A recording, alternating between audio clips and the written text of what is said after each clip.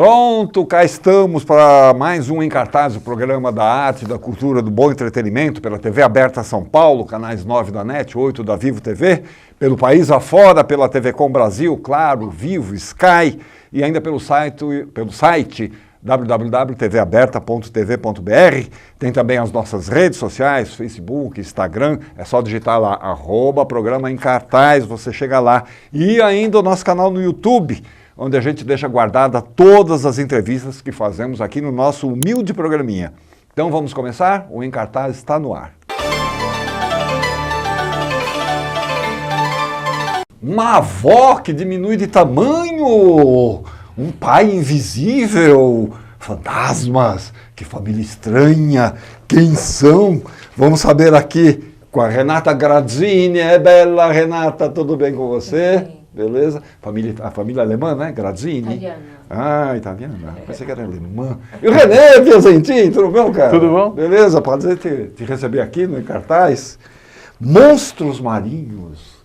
Oh, monstros marinhos. Essa família, uma avó que diminui de tamanho, um pai invisível, o que é isso?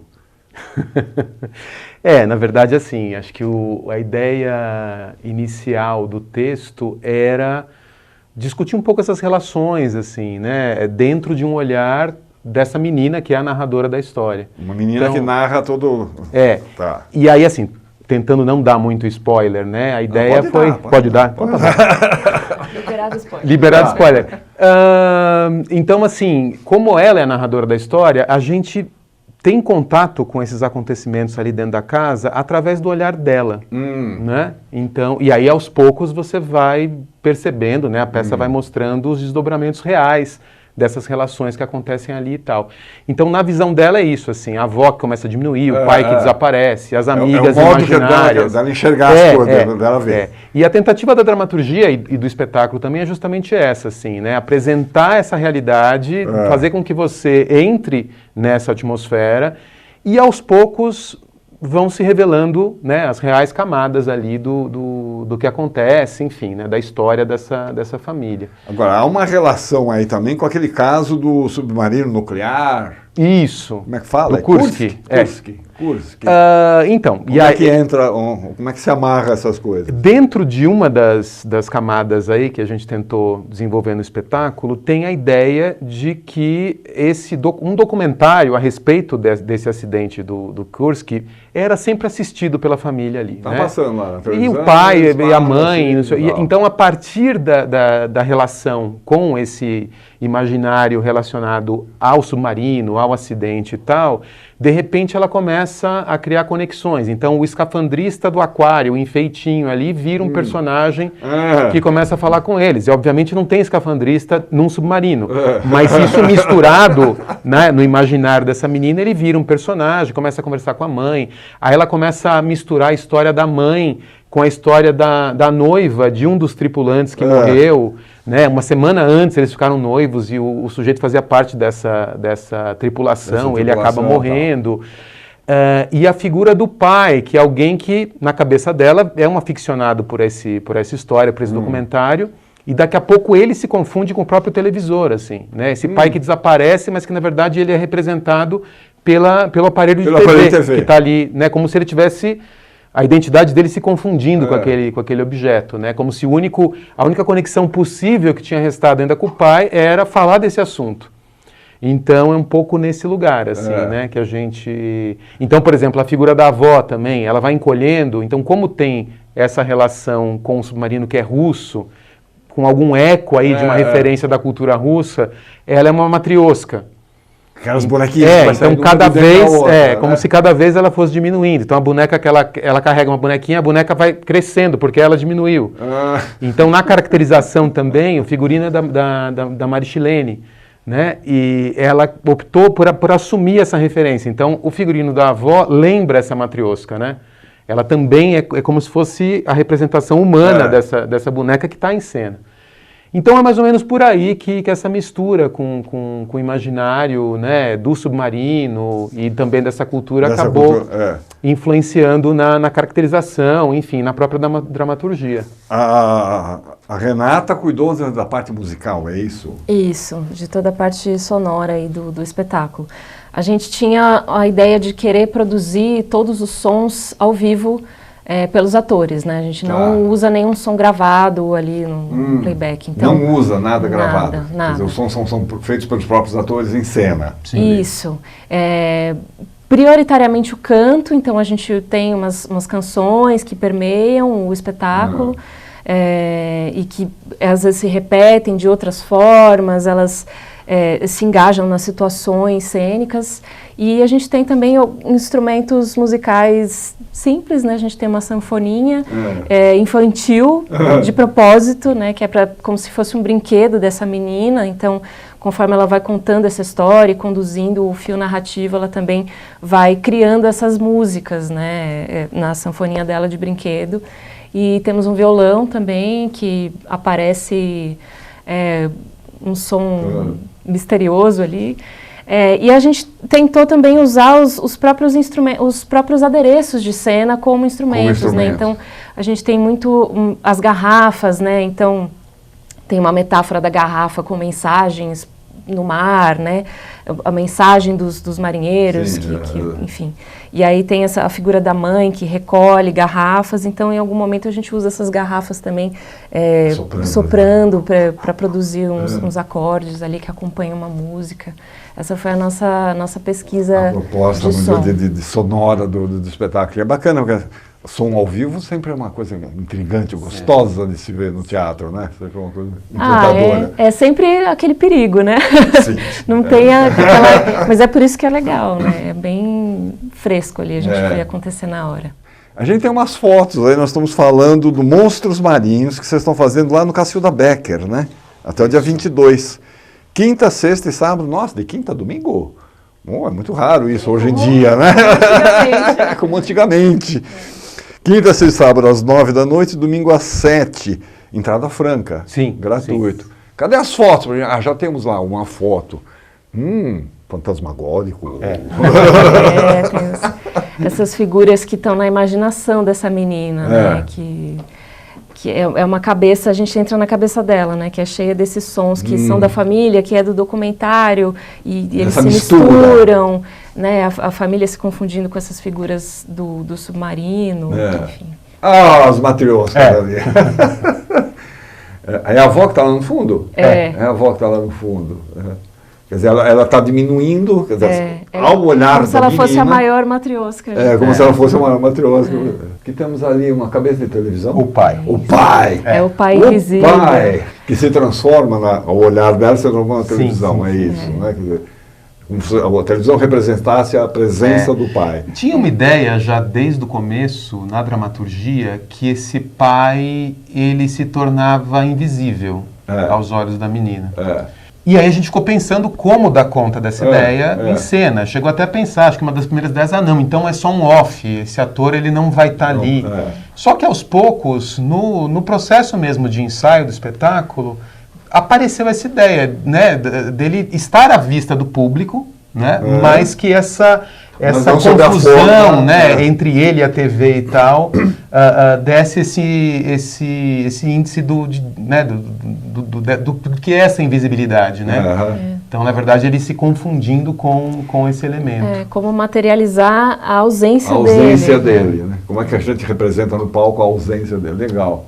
O escafandrista, né? É o momento em que a mãe está no sofá e ela está segurando a TV, e é uma representação de um dos momentos onde a gente ecoa, a gente faz referência a esse caso do submarino, né? Então, nesse momento, esses fantasmas, eles estão sussurrando o nome dos marinheiros que estavam na tripulação, como se fosse também, né, dentro da visão da menina, como que esse imaginário acaba se relacionando com a figura da mãe, né? A figura da mãe.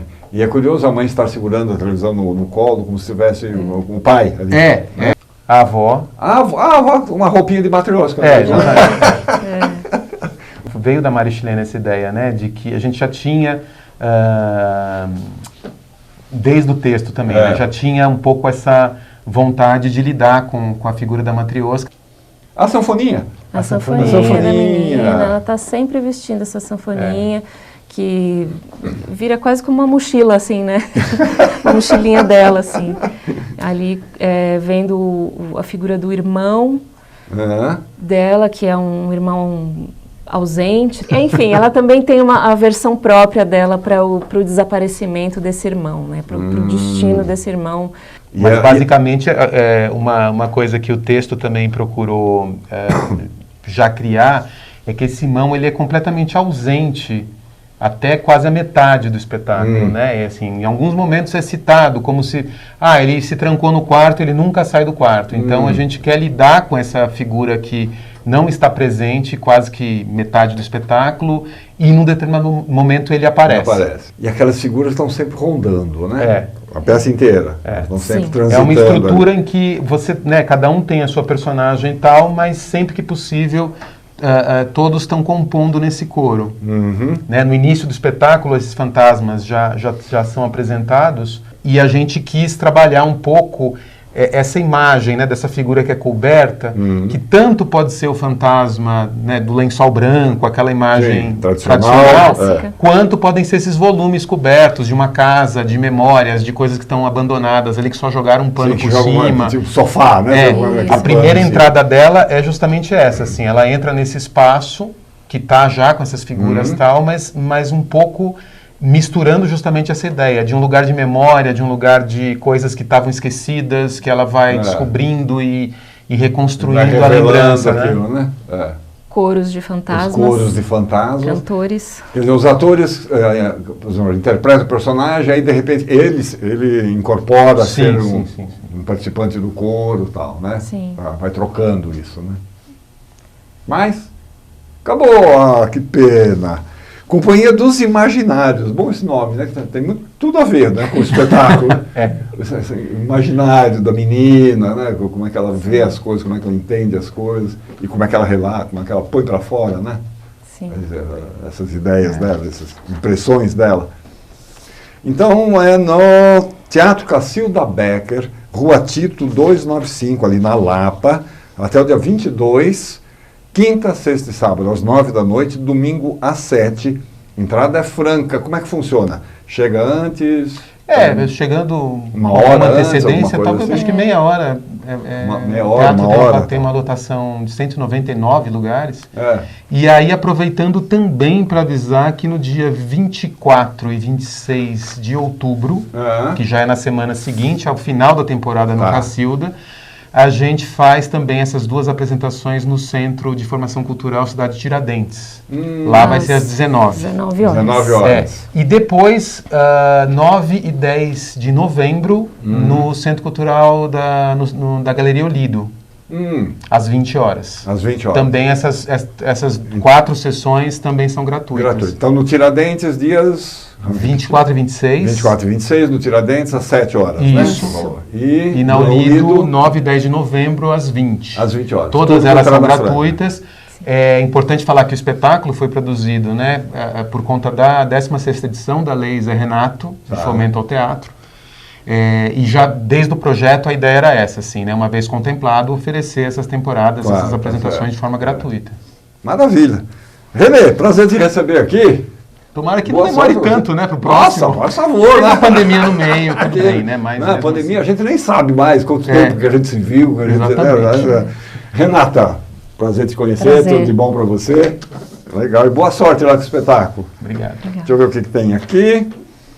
O que você faria se um OVNI... Olha, a gente está falando de submarino, agora vamos falar de OVNI. O que você faria se um OVNI pousasse de repente no seu quintal e dele saísse um passageiro extraterrestre? A sua vida ia virar de ponta cabeça, provavelmente. Essa é a história do filme Nosso Amigo Extraordinário, que tem no elenco o fantástico Ben Kingsley. Já estreou no Brasil e a gente tem o trailer aí para você ver.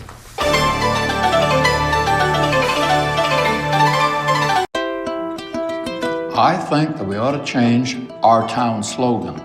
A great place to call home is confusing. I suggest a great place to refer to as home We need a crosswalk on Trent Avenue between Frost and Allegheny. And also... Oh my. A UFO has crashed in my backyard, has taken out my azaleas, and destroyed my bird bath. When you talk like that, it makes them all take us less seriously. Did you just say UFO? Good Christ, what is that? You remember the spaceship? This is the little man who came out of it. He's gotta be a secret. Don't tell anybody. Can't touch him. She shouldn't know. We gotta trust her. There's nothing else we can do. You could kill her. Kill me? You can't kill me. I'll kill you. That's what I'll do. Guys, stop it. You think we can call him Jules? He's no Jules. He's more of a Gary. Your dad was in here earlier. He said he was buying apples for an alien. Like an illegal alien?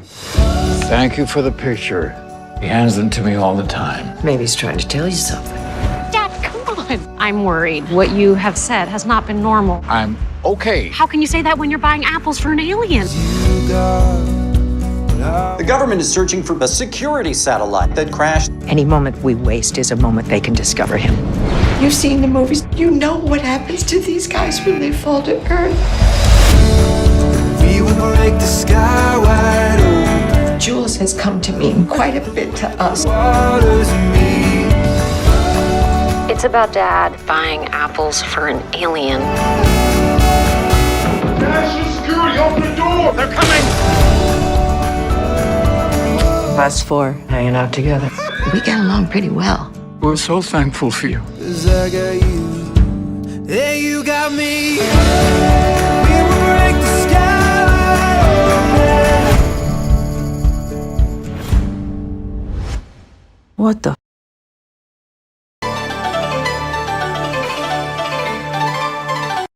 Hold on. Hold on. You are not alone.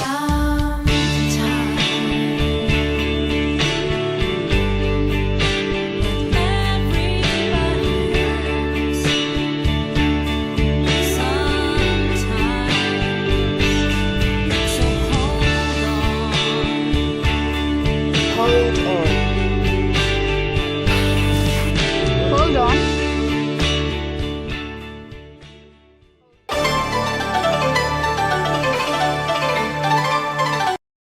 Olha essa história, um ex-funcionário do Serviço de Inteligência Nacional revela ao mundo que o governo está usando a vigilância em massa de um jeito inadequado. A partir daí, esse cara se torna o maior inimigo do Estado. É isso, Suzana Ribeiro? Bom, menina. Como vai, prazer te receber aqui. Igualmente. Joia. Tudo jóia. Adorei como você apresentou aí. Você fez de um jeito que dá vontade de saber. Tchau. Essa história é muito doida, né? Muito doida. Essa história é real. E é baseada naquele cara, no Snowden. Edward Snowden, que lá em 2013, 2014 faz essa denúncia. Ele tem acesso aos arquivos. Tem, porque desde 2001, depois que teve o atentado terrorista nos Estados Unidos, o Bush deu carta branca para uma parte da inteligência americana, que não é a CIA, é outra coisa. Fazer esse trabalho específico que é de vigilância em massa. Em massa. Então eles conseguem entrar nos computadores do mundo inteiro para coletar dados. E daí começa esse fenômeno que hoje a gente está vivendo no nosso cotidiano. Quer dizer, os seus dados e os meus dados estão aí circulando e servindo. Você vai na farmácia, qual é o seu CPF?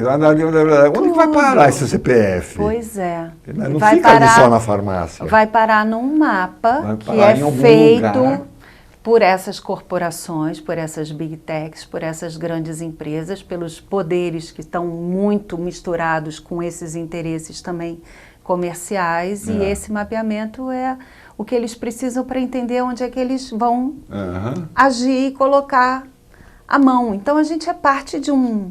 E a política entra nessa história. Claro. Né? Claro. Já vista a eleição lá do Trump e tal, não sei o quê, onde eles direcionavam para as pessoas que tinham né, aquele tipo de interesse no que o Trump dizia, na mensagem dele e tal, não sei o quê. Quer dizer, isso é trabalhado de formas que você nem imagina. Nem imagina, e de forma que a gente está perdendo um pouco o controle dessa situação mesmo. A gente não sabe que a gente participa de alguma coisa muito maior do que aquilo. Complô mundial! Pouco, viu? Está sendo assim mesmo, porque você tem essa ideia é um pouco essa ideia da colonização digital, né? Surge esse termo. Colonização digital. Que é essa ideia de que hoje em dia você não faz mais uma espionagem, você não faz mais uma intervenção, um golpe de Estado com presença física necessariamente. Não tem mais aquele espião de capa cinza atrás da coluna olhando, né? Não, é outra forma. Você agora tem cabos, são literalmente cabos por baixo dos mares que estão conectando esses computadores e essas informações de maneira que aqueles com mais poder vão poder usar segundo seus interesses. Agora você veja que lá na China, por exemplo, eles têm aqueles sistemas de câmera que pega pelo rosto da pessoa, né? Registra o rosto da pessoa. Quer dizer, daqui a pouco eles vão saber onde você anda, o que você compra, quais são os seus hábitos, quem que você visita, o que você assiste na televisão, tudo. Daqui a pouco não, viu, Atílio? Já está rolando. Já está rolando. E com essa coisa do registro do rosto da pessoa, quer dizer, ele te segue, né? Ai, que coisa, que medo! É muito doido isso. E que não é só ruim o fato de você estar conectando o mundo inteiro, né? Então, como é que a gente faz para... Mas, enfim, esse cara, com essa coragem que ele teve, com 26 anos, porque a geração dele é uma geração que teve acesso a esses dados privilegiados muito cedo, porque é justamente quando a inteligência está se digitalizando. Então, essas são as pessoas que entram no serviço de inteligência para trabalhar para o governo americano, que está embaixo, acabou de ser atacado, né, em 2001, e aí o Bush fala, não, eu quero que você... Ele faz um investimento mega nisso e dá carta branca para a inteligência funcionar. Quero tudo, né? Quero saber de tudo. E esse cara é um cara ele é uma geração que acreditava na internet como um território livre e democrático, né? Ele entra justamente com o pensamento de que a internet é um lugar onde se pode realmente se conectar, né? E você transferir conhecimento. E aí, aos poucos, ele vai entendendo que ele está servindo para outra coisa ali, né? E aí ele denuncia o próprio país, vira um antipatriota para alguns americanos e herói para muitos outros cidadãos do mundo, né? Porque, mal ou bem, ele faz uma denúncia importante. Claro, importantíssima, né? Agora, dramaturgicamente, isso está construído, vamos dizer, é o relato da saga do Snowden, ou como é que isso está colocado? Ele escreve em cima do lance, ele escreve isso quase que 1 ano e meio depois desse Ele que evento. A gente está falando é o Mark Bartlett. Mike Bartlett. Grande dramaturgo inglês, né? Inglês, contemporâneo e um cara ligado aí nos temas atuais. Ele está muito inquieto, o Mike, nessa época, porque ele acha que justamente o Snowden faz uma denúncia importante e ninguém se mexe. Ninguém verdadeiramente toma nenhuma atitude mais drástica.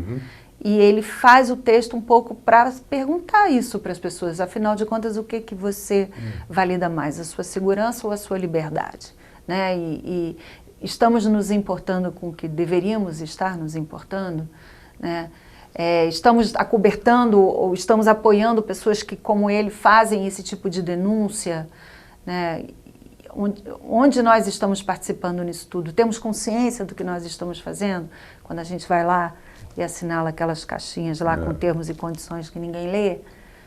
Então é isso, ele escreve muito em cima do calor dos acontecimentos e acho que traz essas perguntas mais do que respostas, porque lá em 2014, 2015, quando ele escreve, isso ainda está recém-acontecendo, né? Agora passaram-se 10 anos.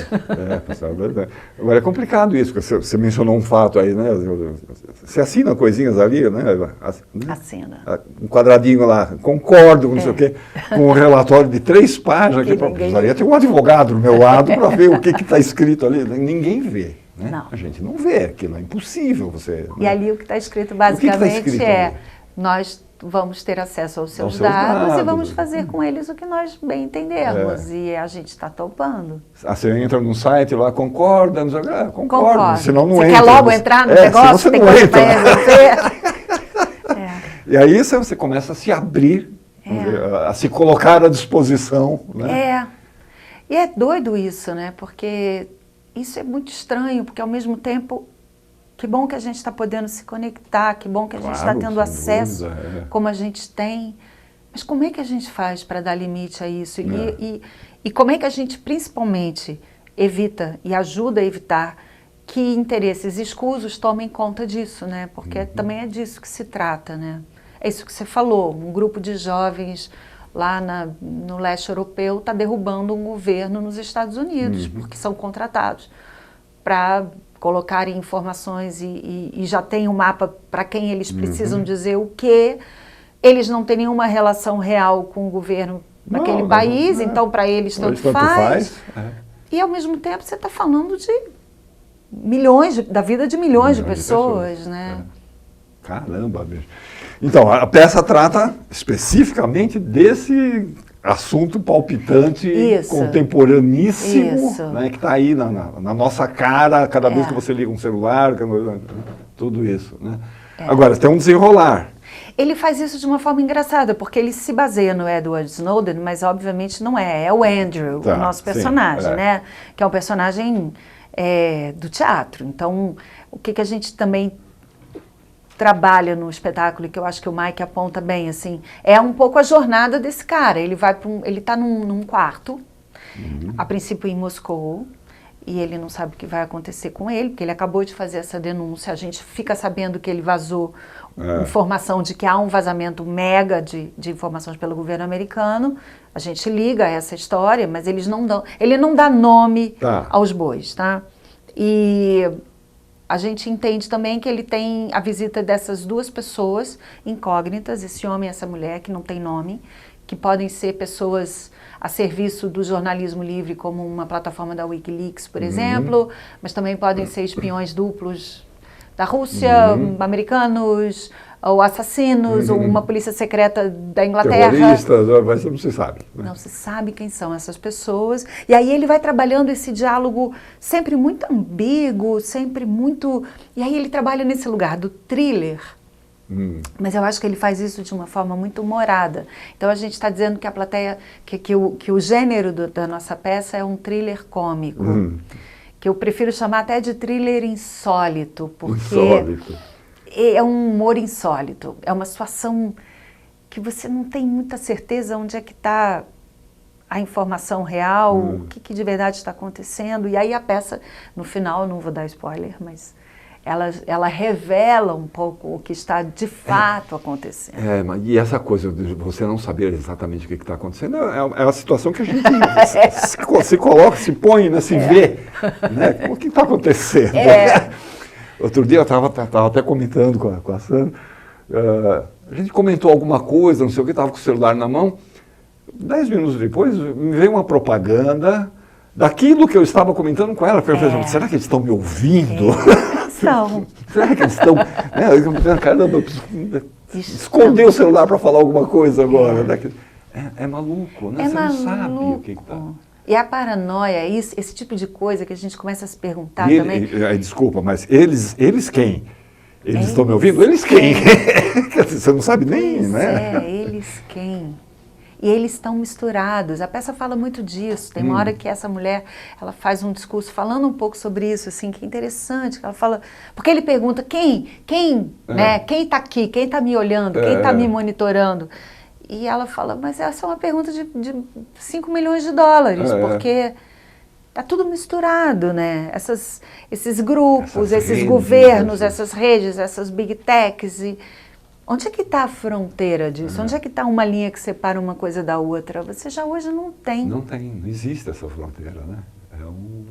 É um troca-troca, é um vai e vem. Serve-se a tudo. E um pouco a sensação de que deixa que eu deixo, assim, é uma bola que não está na mão de ninguém, ela está passando.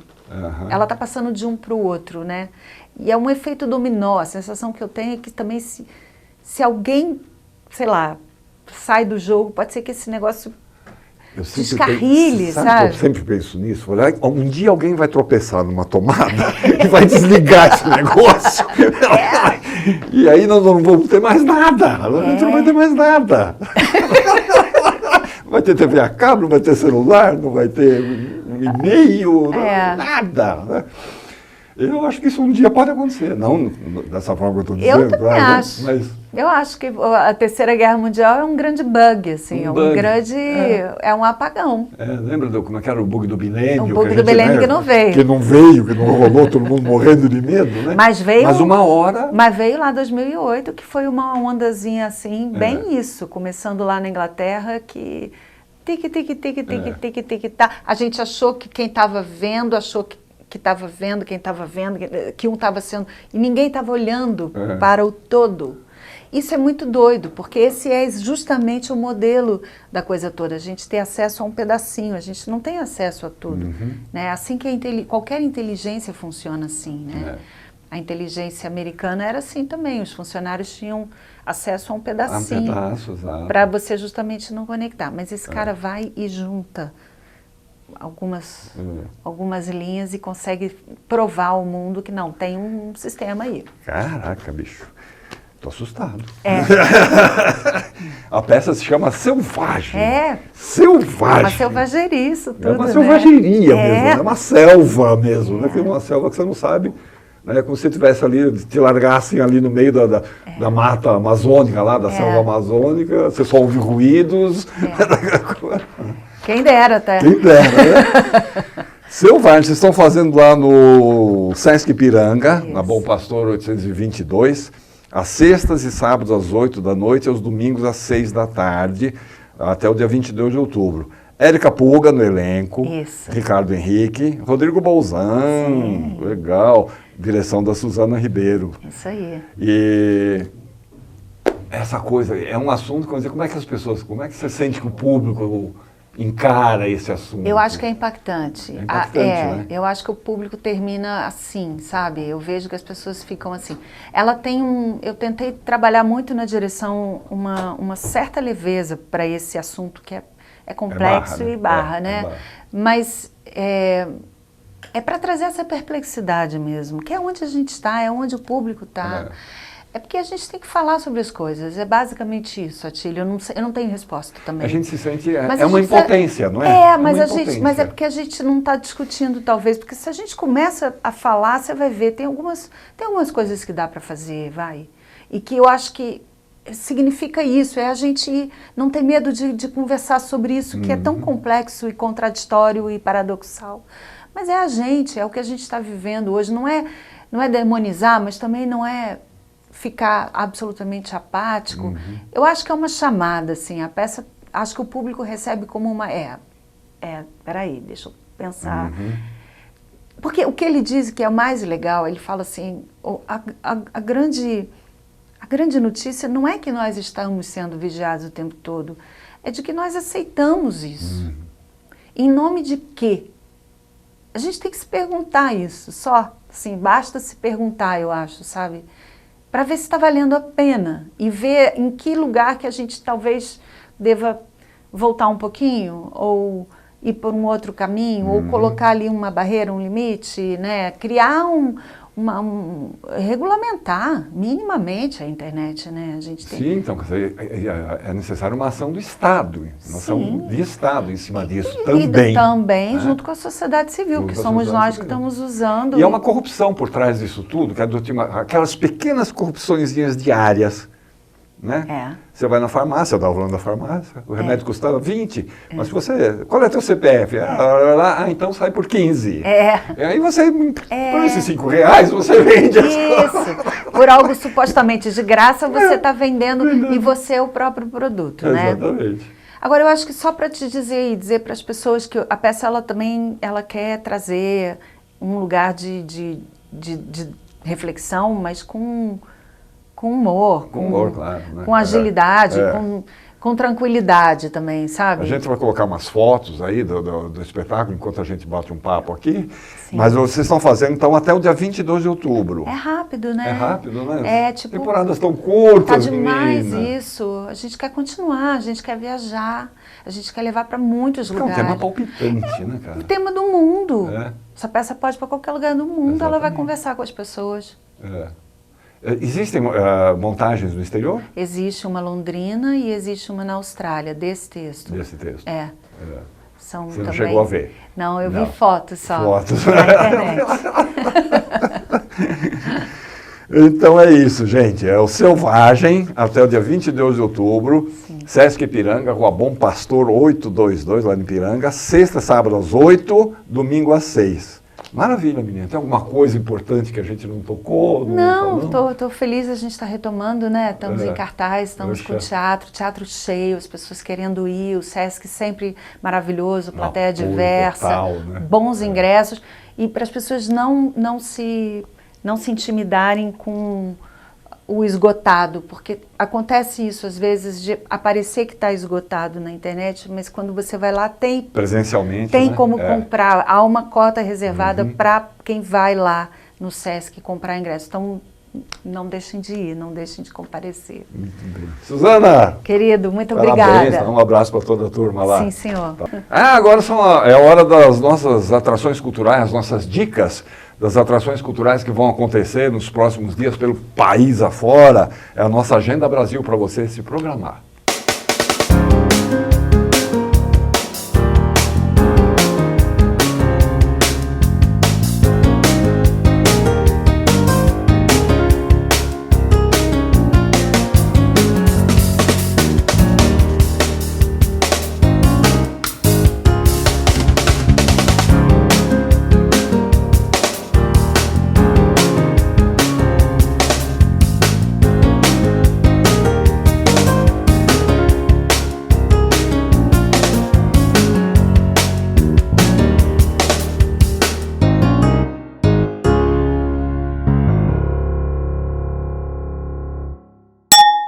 Em 1972, o Zé Celso Martinez Correia dirigiu uma montagem do clássico As Três Irmãs, do dramaturgo Anton Chekhov, um clássico que teve uma montagem histórica. Agora me vem o André Guerreiro Lopes dizendo que Chekhov é um cogumelo. Ele vai ter que explicar isso pra gente. André, como é que é? Ei, Atila, grande prazer estar aqui contigo, viu? Viu? Prazer mesmo te receber grande aqui, prazer. Rapaz. André, você não começou com teatro, não, né? Você começou com cinema, com vídeo? Na verdade, eu comecei com teatro, mas eu fui levando as coisas em paralelo. Eu fui levando em paralelo. Eu fiz formação em teatro, em paralelo fui fazendo formação em audiovisual lá na ECA. Então, já na minha gênese, ali no começo de tudo, já foi tudo se embaralhando. E as duas coisas nunca se desvincularam, né? Aliás, até hoje, as minhas produções... que você tem também, né? Também, tem isso. Com a Jeans Gardella, com a Helena Inês, exatamente. Também tem essa coisa, o teatro com o cinema com o teatro. Exatamente, né? Então, essas zonas fronteiriças entre essas linguagens, eu adoro. Porque são criações que colocam o espectador num estado muito interessante. Num outro lugar. Num outro lugar, exatamente. Num outro lugar. Agora, você... Me vem aí com o Chekhov. Chekhov, sim. A base é a... Como é que é? A base é a peça do Anton Chekhov? Olha, a base, na verdade... A gênese desse projeto, vou te dizer qual é. Quando eu tinha... em 95, 94, eu era estudante de teatro e eu ia fazer um trabalho sobre As Três Irmãs. E eu sempre gostava, nos estudos, nos trabalhos, nas apresentações, em fazer encenações, entrevistas, vídeos... E eu vi que o Zé Celso tinha montado As Três Irmãs no Oficina, que tinha sido uma montagem muito significativa para a Oficina por uma série de razões. Muito bem. Na cara de pau, jovem, né, eu consegui o telefone do Zé Celso, liguei para o Zé, me apresentei, falei, olha, eu sou um estudante de teatro e tal, e Zé, eu queria fazer uma entrevista com você, ele não muito receptivo, mas o que é? Eu falei sobre As Três Irmãs. Sobre a montagem das Três Irmãs. Na hora ele falou, amanhã, venha me buscar às 2 da tarde na minha casa, nós vamos ao Parque do Ibirapuera. Eu falei, nossa, Né? Muito bem, fomos lá, eu e umas colegas de teatro, pegamos o Zé, fomos para Ibirapuera, montamos, eu preparei a câmera, VHS-C, aquela coisa, né? Liguei a câmera, fizemos algumas perguntas, né, das 3 irmãs, porque as 3 irmãs, aí o que acontece, basicamente, ele fala coisas que nunca tinha dito. Ele estava com essa questão das 3 irmãs latente, urgente. Então ele falou coisas que eu nunca tinha dito para nenhum jornalista. Sobre 2 aspectos. A criação em si, a partir de experiências alucinógenas, né? Como pesquisa artística, né? Com mescalina, com cogumelo, com ácidos. Ele tinha vindo da montagem de Graça Senhor. Sim, né? sim. Eu acho que foi uma montagem, se eu não me engano, anterior, imediatamente anterior. Não sei se imediatamente, mas porque foi essa montagem, ela ao mesmo tempo, ela foi uma certa novidade para a oficina e foi o rompimento da oficina. Foi onde o oficina desabou. Na estreia, ele relata isso, né, que na estreia do espetáculo, né, teve simplesmente assim uma divisão, né? Parte liderada pelo Borges, parte liderada pelo Zé, e o Zé coloca dessa forma, uns defendendo o teatro profano, outros defendendo o teatro sagrado, e o oficina implodiu, né? Foi a ruptura. Então, foi algo muito, muito marcante na história da oficina, na história do Zé. Então, nessa entrevista, ele relata os meandros da criação e ele faz uma análise profunda, belíssima, das 3 irmãs a partir do que as plantas ensinaram a eles, né? É interessantíssima. E ao mesmo tempo vira esse relato histórico, né? Muito bem, apresentei isso. Você tinha esse material? Apresentei isso num seminário, né? Sobre as 3 irmãs, todo mundo ficou lá na gaveta. Nós ficamos enlouquecidos também, depois que eu filmei, eu quase tremia de tão, né? Mas eu não tinha dimensão do que era aquilo, né? Ficou então depois na gaveta. Alguns anos depois o Zé me liga, né? A gente acabou criando uma amizade por conta dessa entrevista. Ele falou: André, estão fazendo o meu livro, né? O livro Cadernos, não me lembro agora o título, mas são escritos do Zé Celso, né? Um livro muito bacana que estavam compilando. Ele falou: eu gostaria de colocar essa entrevista. Eu falei: mas lógico. Aí transcrevi para uma cassete e mandei para ele. Foi colocada no livro e o Bernardo Carvalho fez uma matéria sobre o livro na Folha na época, né? E que ele fala: olha, eu vou escrever fazer uma resenha, parte pelo todo. Tem coisas incríveis, mas na resenha inteira, eu vou falar de uma entrevista. Essa entrevista generosa que Zé Celso dá a jovens estudantes de teatro e tal. E ele esmiuça toda essa entrevista, né? E, claro, falando da importância do livro a partir dessa entrevista, né? Porque o Zé realmente se entregou nesse relato. Eu acho que eu tenho esse livro em casa, o Cadernos de Texto. Exato. Vai lá, Tchekov é um cogumelo. Exatamente. Né? Tá lá, Tchekov é um cogumelo, né? Bom, aí passa o tempo. Vamos lá, aí corte seco, né?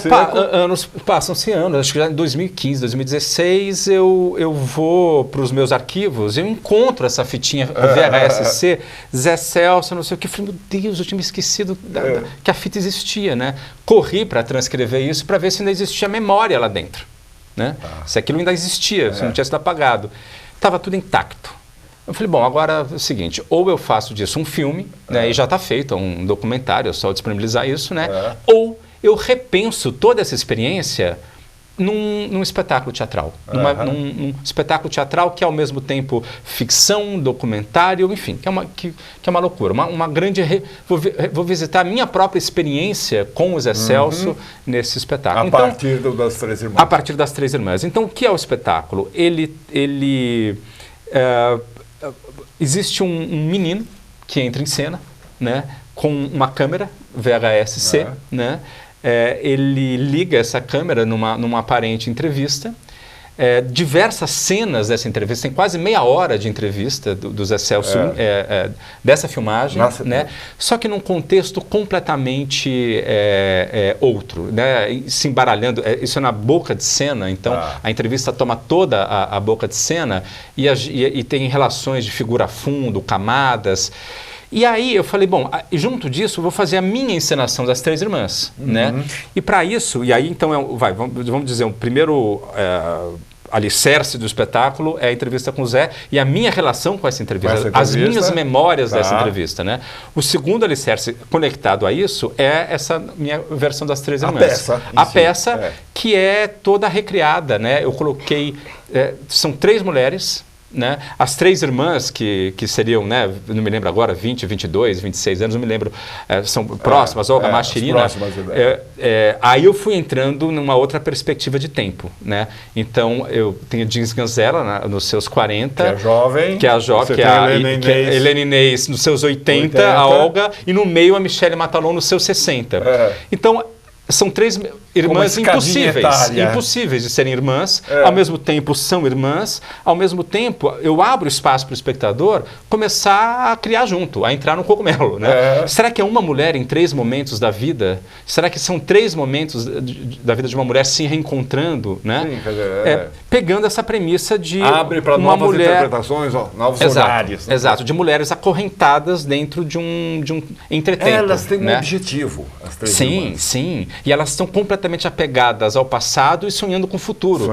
Por isso, o que não existe para elas é o presente. Né? Eu coloco elas no centro do palco, né? Tem uma série de elementos mais simbólicos, né? que invadem, tem canos de cobre que formam uma espécie de gaiola, ao mesmo tempo se movimentam, né? Ao mesmo tempo criam o caos. Elas nunca saem desse, como se fosse um pequeno território que elas não conseguem abandonar. Né? E eu adaptei o texto, claro, o texto é muito reduzido. Inclusive. Isso veio do original, tudo isso vem do original.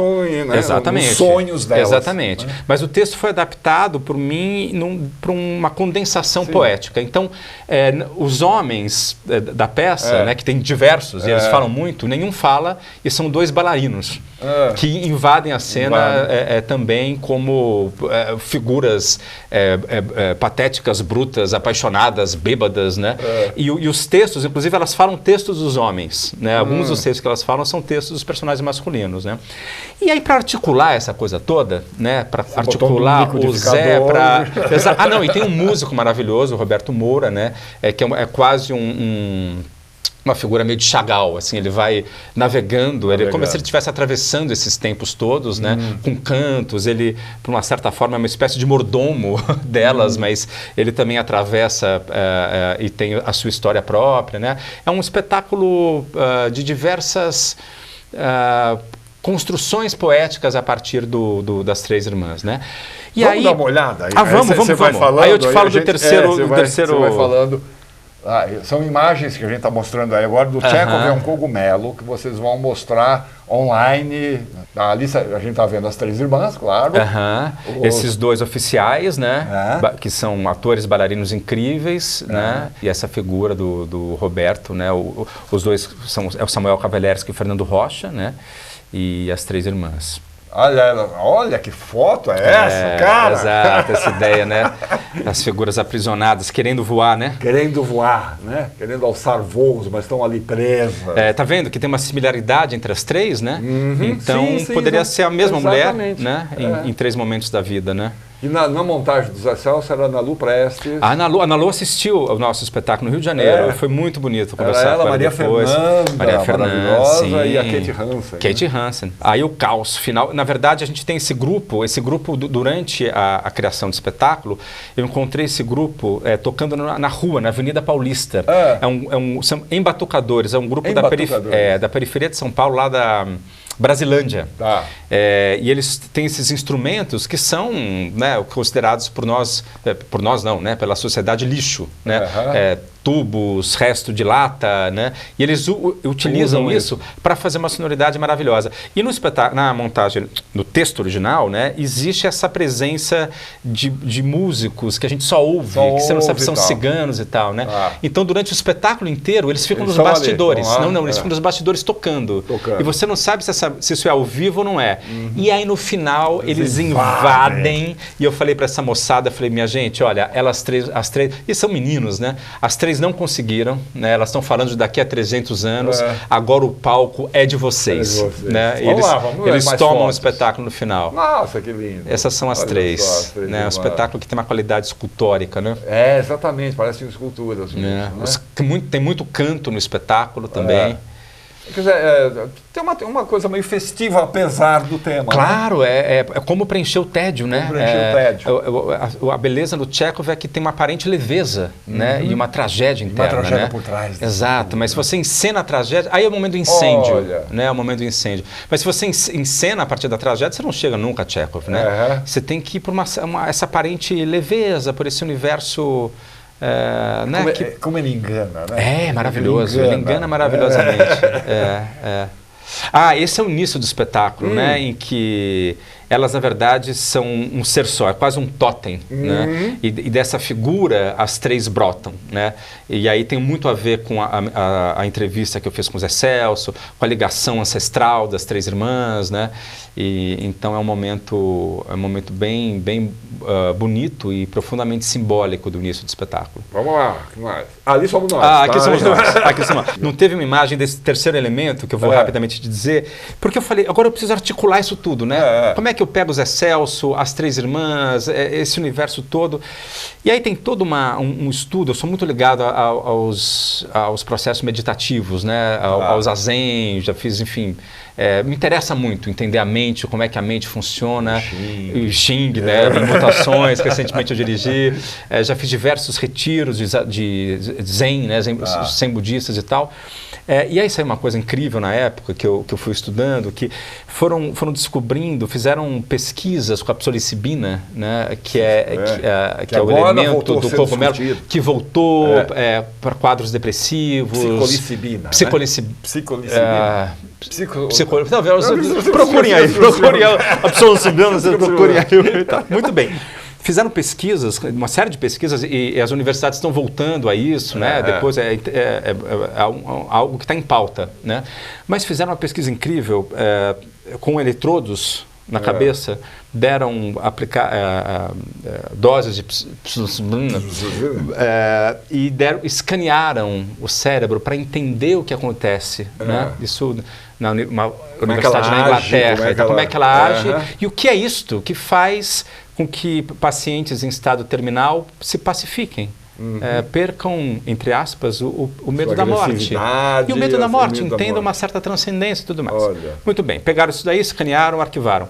Pegaram monges budistas de longa data, assim, né, meditadores com uma profunda experiência de meditação, e escanearam os cérebros. Eu vi essa imagem incrível, né, aqueles monges tibetanos cheios de eletrodos na cabeça e tal, né? Escanearam e compararam. O que acontece é praticamente a mesma coisa. Né? Existe uma área do cérebro que é da consciência do eu, né? E que é o que, portanto, nos separa, né? Que é onde ela vai agir. Onde ela relaxa. Né? Uma vez que isso vai se aquietando, vai se dissolvendo essa ideia do eu, você vai se entendendo como parte do todo, né? Com o outro como parte de você, né? E é um pouco um lugar de encontro, né? Falei, pô, isso é interessantíssimo, né? Isso é interessantíssimo. Talvez ali tem que entrar na peça, isso tem que ser um elo entre a pesquisa do Zé e a minha pesquisa, né? A pesquisa a partir dos cogumelos, a partir das drogas das plantas, não vou não chamar de droga, das plantas alucinógenas, tem maravilhosas, né? A pesquisa a partir da meditação, né? E esse ponto de encontro. E de uma certa forma o espetáculo é o que está meio ali acontecendo nesse meu estado mental, né? E o Zé está lá. E o Zé está lá. Não. Aí o que acontece é o seguinte, o Gregory Sliver, que é um diretor musical maravilhoso, né? A gente trabalha há muito tempo, a gente falou, vamos criar algo a partir disso. Criamos, eu importei eletrodos que escaneiam o cérebro, eu passo o espetáculo inteiro na boca de cena meditando.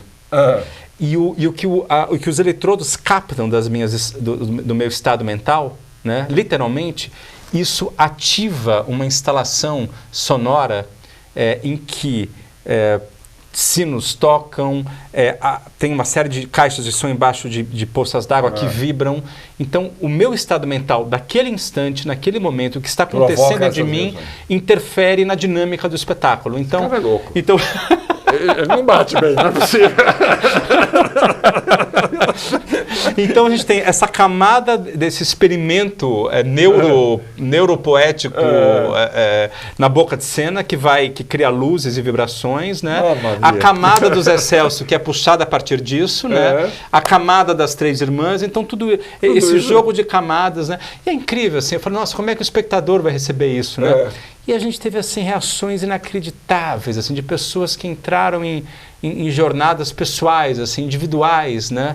A partir do que assistiram, né? Mia. Você já fez isso, você já apresentou presencialmente duas vezes e tal, e agora você vai apresentar pela internet, você tem isso gravado. Exato, a gente apresentou, tivemos 2 temporadas em São Paulo belíssimas, no Teatro Anchieta, no Sérgio Cardoso, no Rio de Janeiro, 2 temporadas maravilhosas também, no CCBB, enfim, festivais, fomos a Portugal, no FITEI, no Porto, né, um festival importantíssimo, viajamos o Brasil, né, então nesse momento, essas apresentações agora, de uma certa forma, é uma homenagem ao Zé, homenagem a esse legado, né, e a gente achou que seria mais interessante poder trabalhar com online para que a gente pudesse simultaneamente para o mundo, para o Brasil e para o mundo. Então é assim que vai ser. Vídeo aí com um trechinho da peça. Oba. Vamos ver aí o Tchekov é um cogumelo do estúdio Lusco Fusco. Eu adoro esse nome, Lusco Fusco. Vamos ver.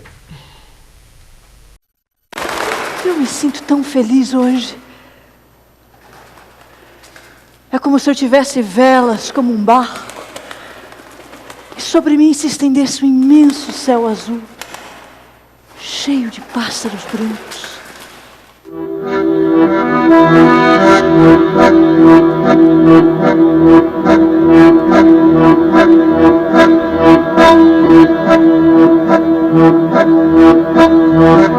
Para fazer uma peça do Tchekov, ninguém faz uma peça do Tchekov, ou de Tchekov, ou de Shakespeare, ou de qualquer grande autor, sem uma grande transformação da vida, né?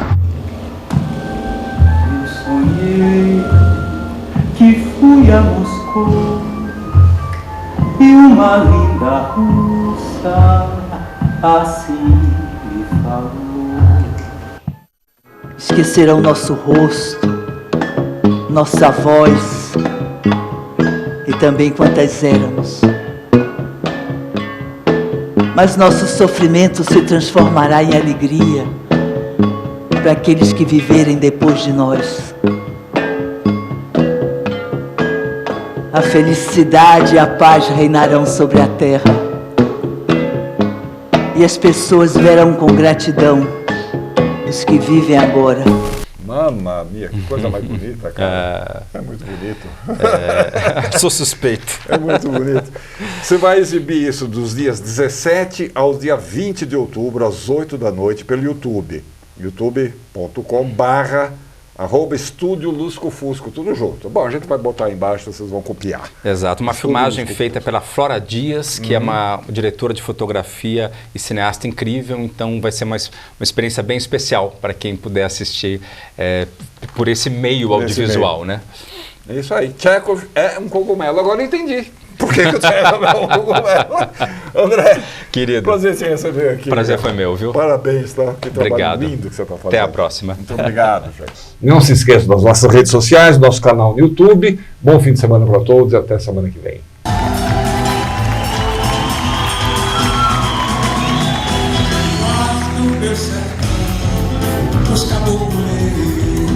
Tem que aprender, fortalecer o JX.